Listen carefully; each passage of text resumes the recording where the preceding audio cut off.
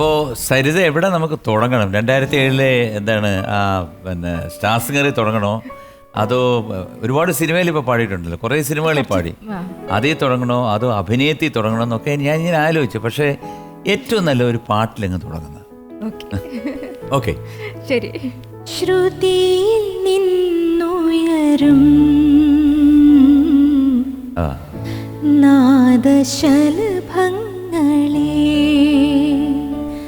സ്വരമാ ചിറകിൽ അലസം നിങ്ങളെൻ മനസ്സിന്റെ ഉപവനത്തിൽ പറന്നുവാ ശ്രുതിയിൽ നിന്നുണരും നാദശലഭങ്ങളെ.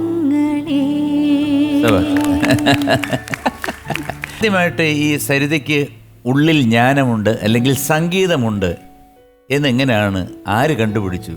അമ്മയാണ്. അമ്മയാണ്.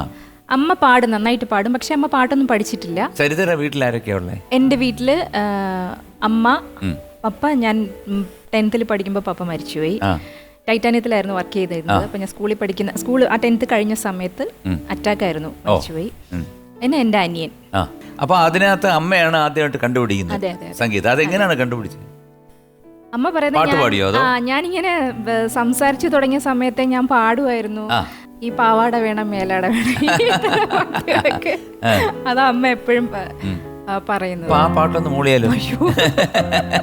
പാവാട വേണം, മേലാട വേണം, പഞ്ചാരപ്പനങ്കിളിക്ക് ഇക്കാന്റെ കരളെ ഉമ്മാന്റെ പൊരുളെ മുത്താണ് നീ ഞമ്മക്ക്.